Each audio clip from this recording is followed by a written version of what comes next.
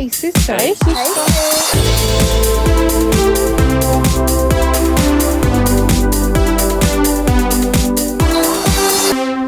Hey sister. Hey sisters, welcome back to the Hey Sister podcast, the podcast where we explore the journeys of nurses and other healthcare workers, exploring always our favourite three questions of where did you start, where did you think you'd end up, and where have you actually ended up. Today we're joined by the lovely Jo. Jo has kindly shared a little bit about herself. She's living up in North Queensland at the moment, living out her healthcare worker journey. She is a coffee addict, as most healthcare workers are, but also enjoys long walks on the beach. And it's on her journey to find herself a little pet Dalmatian. I actually know Jo through my nursing journey, which took me up to Townsville, and through that we met at the gym of all places. Found out that we had that common interest in healthcare working, and now Jo is down visiting for the moment and is our guest for today. Hello. So, Jo, we'll kick it off just straight into our first question. Tell us about your journey. You're a little bit special to us. You're not only a nurse, but you're also a paramedic now. Yeah. So tell us about sort of where your journey started.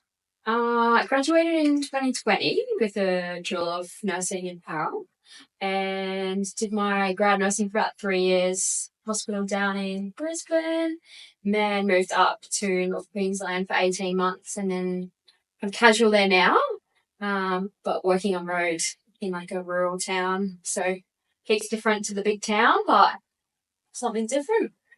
What was your journey doing your dual degree? I imagine it would have been a pretty long slog. Yeah, uni wasn't my favourite. It was nice to see the end of it and get my, $40,000 piece of paper at the end.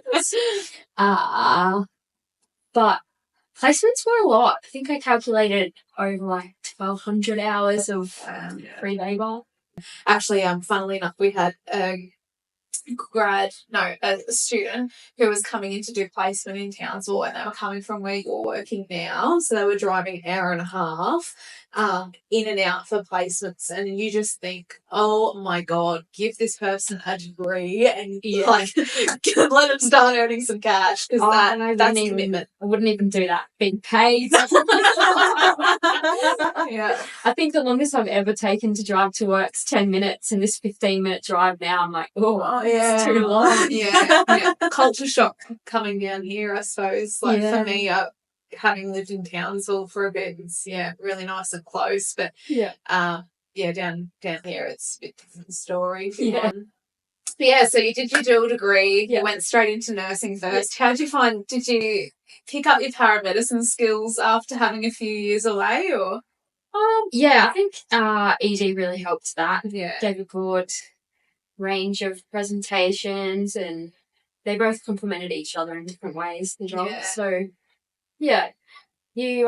we see a lot of paramedic grads come out that have been working in calls for the last 3 years before getting a job, or for me it was 2.5, 3 years before I got a job with the ambulance service, and I was lucky enough to stay clinical in that time. But you see people who are calls, muckers, office works for 3 years non-clinical. You feel a bit for them. Yeah, it's a hard slot to get into. Do you do a bit of a transition program, or what does it look like when you start your new role? Ambulance service for me, I did 6 months, whereas now all grads are 12 months through that. They both have their pros and cons. Yeah. Did you always want to do emergency? Weren't keen on the ward work? Yeah, I never wanted to be a nurse, funnily enough. Yeah. Kind of got heavily persuaded by my parents to do a dual degree to have the most outcome, and after 12 months of doing nursing, I hated it so much that I really wanted to drop out. Yeah. And the only reason I did it is because I didn't know how to drop out. So, Are you glad now that you've done a dual degree and just did that extra year? Yeah, absolutely. It's you look at people now who are paramedics going to do their nursing degree or nurses going to do their paramedic degree, and it's not as flexible as it should be for a career that's quite similar in a sense. 100%. And I think could be wrong, but I'm pretty sure there's either one or no unis left now that have the dual degree. So I didn't think there was even when we were studying midwifery and nursing, there wasn't many unis that did the dual either. Yeah. Did you study down here?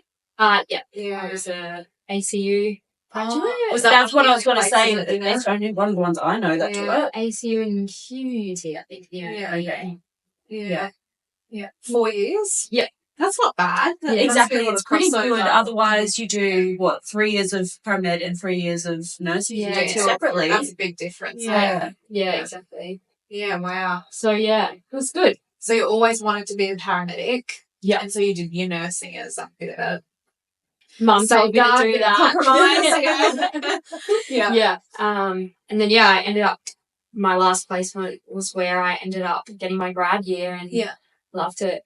I did everything up until my last year of placements hated. Yeah. I think that was just bored. That I was like, is this really what nursing's like? Yeah. I give credit to people who are really good at their job on the ward and they love it, and that's really good. I'm glad they do. Yeah. It's not really for me. And I'm sure someone would say the same about doing emergency. ED. Yeah, exactly. Yeah, I did 6 weeks on a peds ward, and that's really good. But I just felt it was very consistent kind of thing. Yeah. And I don't like that. I don't like routine. Yeah. Fair enough. So when you got your grad program, you obviously stayed in nursing for 3 years. Yeah. Was it because you enjoyed it, or because is it quite difficult getting your paramedic job, or what did that look like? Yeah, it was quite difficult. So I waited 2.5 years to get a job in the ambulance service. Wow. It was a long slog, and it was quite emotional and draining watching other people get jobs. But, things happen for a reason, and for that I'm really glad that I've had 2.5, 3 years in nursing before going to the actual point where I'm getting to a point where I'm missing emergency and wanting to get back. But Yeah. Well, I suppose we were talking before the pod started, and you were saying the area that you're working in now, you're able to go there and have an appreciation for their ED staff and what their roles are, and I suppose understanding how your role can then work in with their roles as well. Yeah. We've had a few big jobs where we've kind of stuck around to help them out. Yeah. Just don't have the staff or to have that. Yeah. How do you go with the blend of your scope? I know you said you do a bit of casual pool. Do you find it frustrating if you can't be in the triage, in the resus room, and because you're in your nursing capacity? How do you deal with that? Sometimes, I just want to get hands-on. Yeah. There's certain presentations that you see and the way that they go down with managing it, I'm like, ooh. Yeah. I think I would do that a little bit differently. But then vice versa is ongoing. You go to blocks catheters and you go to antibiotics that aren't working in a hospital and home setting, and every bit of me just wants to put a new catheter in and leave them at home, but I can't do that. Yeah. So, yeah. Yeah, the stroke goes both ways. Yeah. Because your role as a paramedic is to treat, not diagnose, I guess. It's the same as nursing in that sense, but... Yeah. Yeah, it does. And I just really hope that in the years to come we move towards a joint pathway job sort of thing. Yeah. There is talk of moving it to really remote rural settings, but I don't think I could go in a remote setting for very long. Yeah. So are you saying it'd be you pick the patient up from their home, take them to hospital, and follow through that journey? Yeah. Wow. Yeah. Yeah. So little towns. Yeah. Yeah, that just don't have many enough MOs and nurses. Yeah. What does it look like doing a catheter at home? Yeah, I think that's really good. Another one, TIS-led pathways, similar to how there's nursing-led pathways for some things. There's other things we do a lot of transfers, and sometimes it's really nice just for 3 hours to sit in that car, drive, and not talk to anyone, and just drive. But there's other times where you're like, man, why do we need why does the hospital have to find a nurse for this, or just simple things like someone has blood products running, you can't take them, so we have a nurse. Or that's when I get itchy. I'm like, I am a We do nurse. it. Yeah. Yeah. But no, it's good also not having the responsibility on the other side. Yeah. Sorry, guys. Bye. Yeah. What about driving the actual ambulance itself? I'm sure you get asked this all the time, but what did the training look like? And then now are you a bit of a daredevil on the roads, or I actually feel like I'm worse in my personal car now. I just get real cranky that people don't move out of my way. I might put the lights on, red lights. Yeah, I actually was out local the other day and this random just popped up and was like, how fast can you go over the speed limit when you're driving? I was like, depends on the job, the weather. There's lots of justification. Yes. Yeah. It is an interesting question that a lot of people have. Yeah. So I imagine you do like driving courses or... Oh, yeah. So 5 days in Gympie. And I've just done a full drive course. So spent the last week on the beach and bush trucks. It wasn't my favourite, but it was nice to not paid training. Exactly.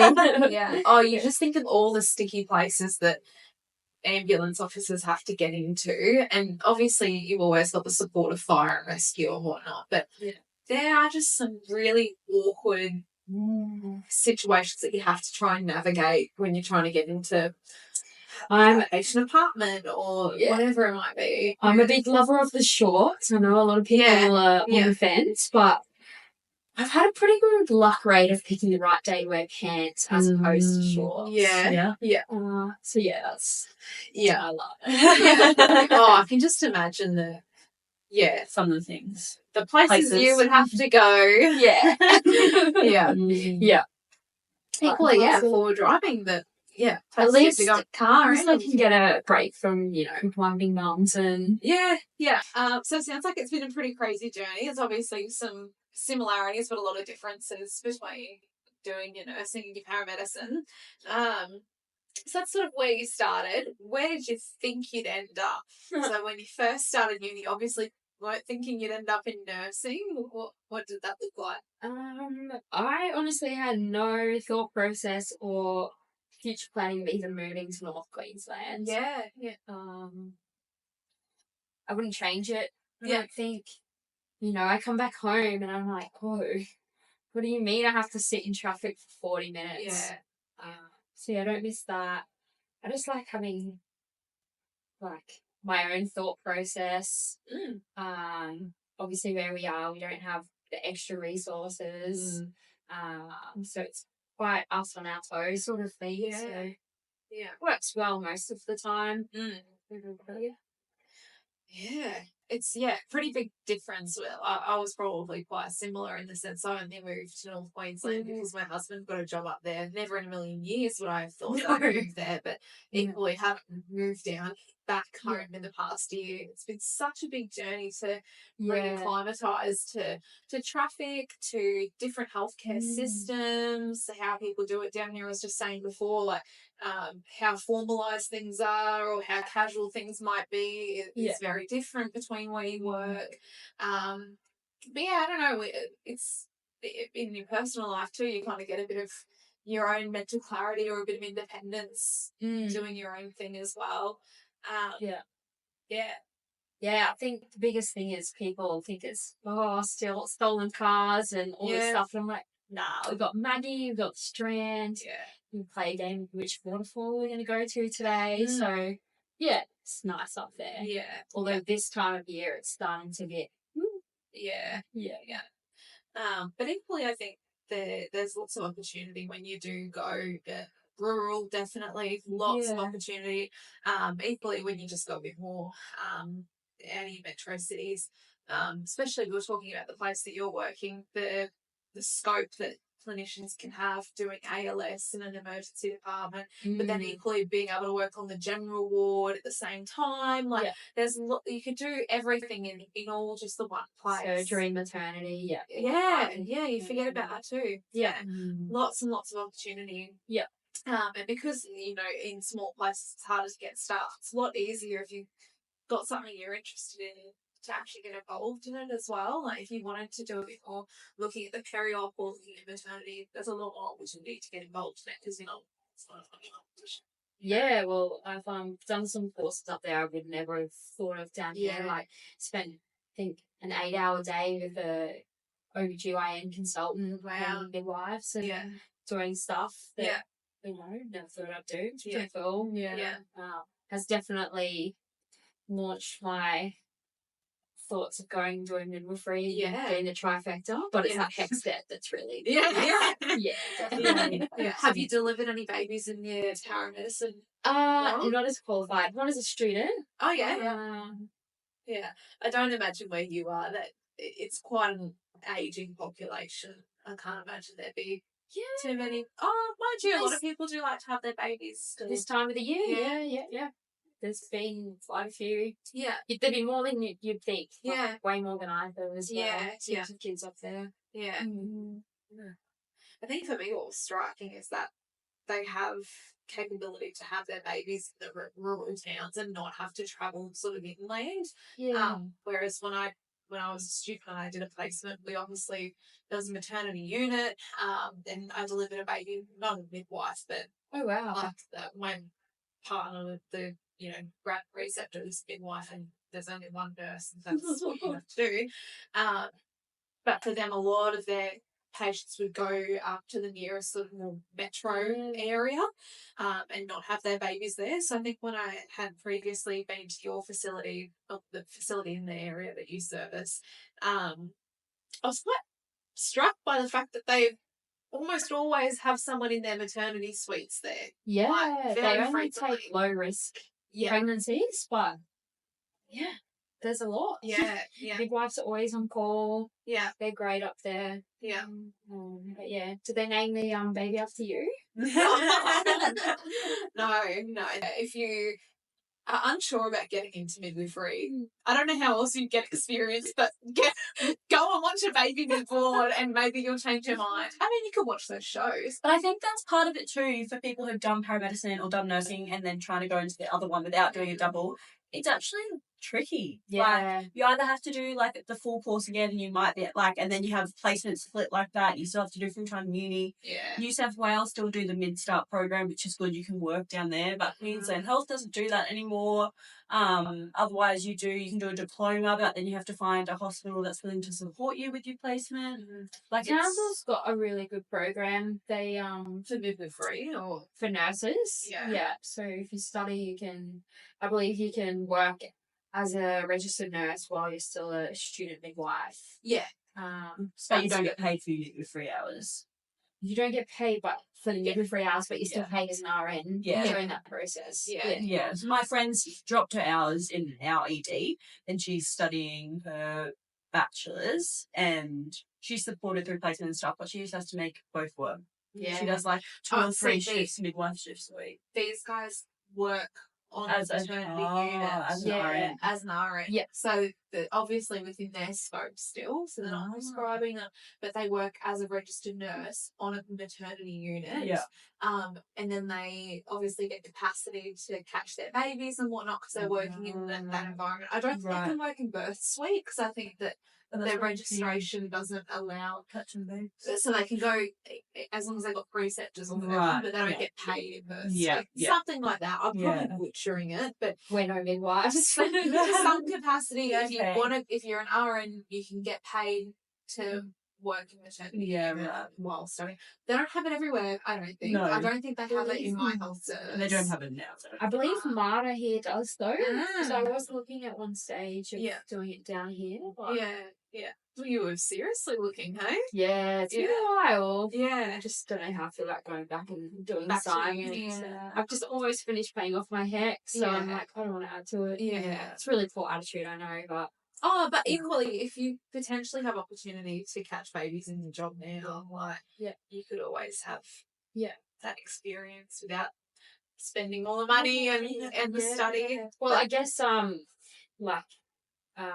a long-term goal of mine was always to go RFTS or like on the Halo or something like that. So having that midwifery background is a great thing, and I know RFDS. Required. Pretty sure have a program. Well, it was about 18 months ago when I was looking into it, where you can apply for their scholarships if you've done, I think, 5 years high acuity areas of care, and then they'll sponsor you through your midwifery. Yeah. So just another option. But there's another option that's not RFDS. Life flight, I think you can. You don't have to do midwifery, but it's more so nursing can't get into life flight. I'm fairly sure in Queensland. I think it's more paramedics. Right. Okay. I think because we had someone talk at our workplace who is from South Australia, and they have a nursing retrieval program, but there's not a lot of nursing retrieval outside of royal flying. Yeah. Which I have to say, those nurses with royal flying are phenomenal. Yeah. Like, when I did like a couple of rural placements, oh my god. Yeah. It's incredible what they can do. It could just be the few that I had experienced, but calming. Yeah. Very engaging. I remember my experience of like any sort of met calls or clinical deterioration is from a preceptor, stand in the corner and watch, ask questions later, and we'll do a bit of a debrief. Like, don't help.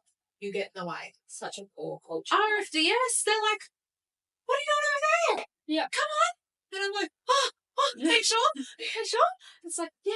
Do you know what's happening here? And we're going to do it. And it was just such a calm, like, it wasn't like, oh, we're too busy, get out of the road or anything. It was so calming. I was like, this patient's going to be all right.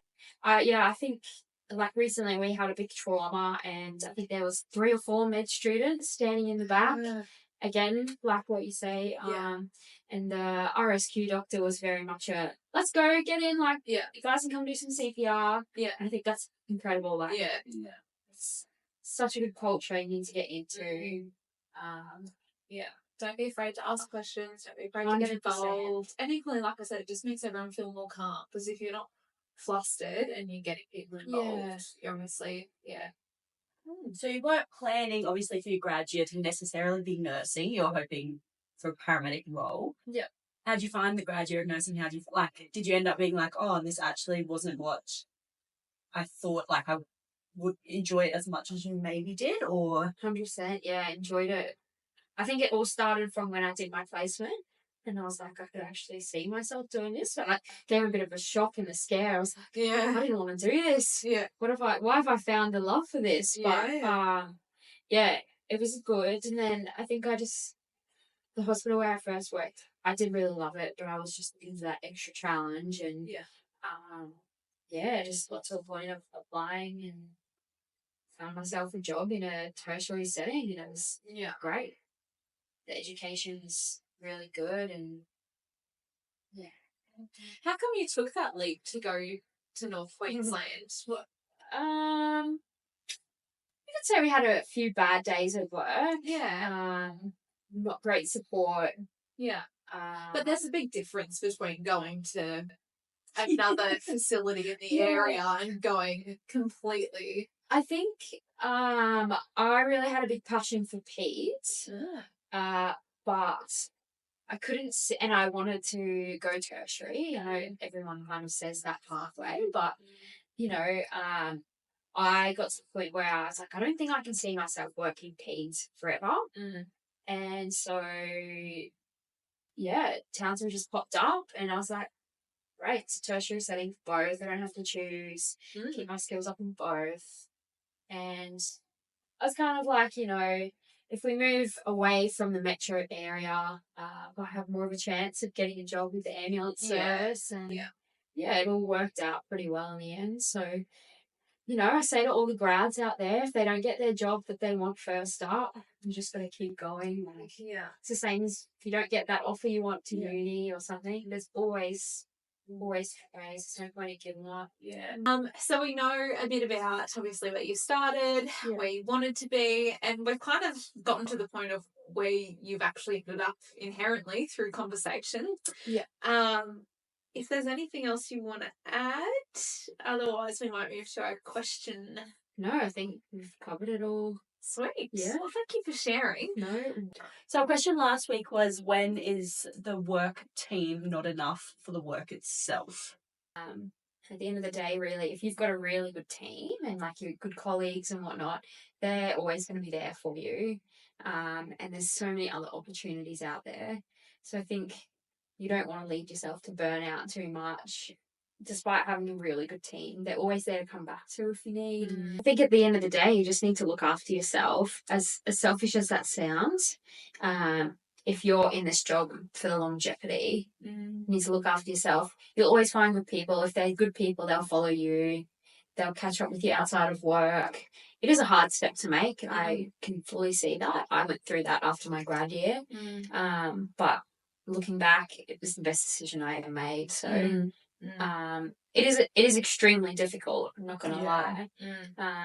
But yeah, I think given how many opportunities are out there, who knows, you might go from ED and find yourself in peds or find yourself in, I don't know, corrections, or and you might go, this actually is what I love doing. Like I've known multiple people who have tried different places and they've ended up there. So just bounce off it and see what happens.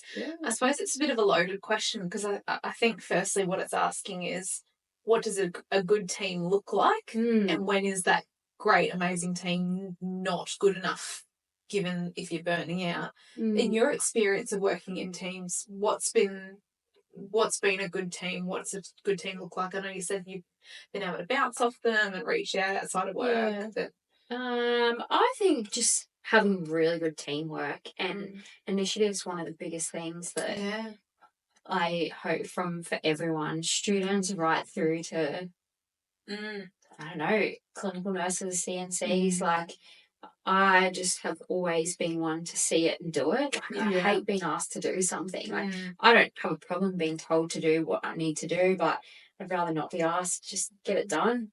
Sort of thing. And still having the ability to joke around and whatnot, make work fun. Nursing always has some interesting dark humour, pictures that get brought up 10 years, 5 years later down the track. Oh my God, I can't believe I did that. Just keep it fun. It certainly is a space that you need to have that good team culture, especially working in ED, being a paramedic, like the traumas that you would see coming through, compassion fatigue, all sorts. You can only imagine how strong of a team that you need. Absolutely. And how prone you could be to burnout as well. Like I look at, I don't know, when I finished uni, we were told paramedics average 3 years in a job and they're out. 3 to 6, I think it was. But you can't get to that stage so soon in your career. I don't know what my backup plan is, so I don't want to get to that. I've got a friend actually who's in the research team at my hospital, and one of their current research is that they're actually apparently about to publish soon is on like head QAS, who are going to all the traumas and all the response, their mental health post and how that looks like down the track as well, which will be interesting to actually have data on that, not just like I feel burnt out and this job is stressful, like actual data on so I don't know how like your facility does it, but I'm a really big advocate on debriefs. And I slightly kind of disappointed that we didn't have a really big one after some of the jobs we've had recently.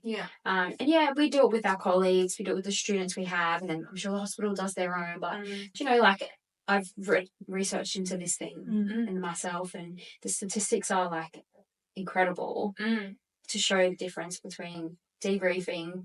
It doesn't have to be like a big debrief. It's good to have a hot debrief straight after and a cold one. But I think they're 100% necessary. And again, that looks at avoiding burnout and whatnot. As I said, I don't know what's next, and I don't really want to have to think about what's next. So if I can prolong my job, I will. It's hard. There's lots of research out there around providing value to staff and staff retention and Yeah. whatnot.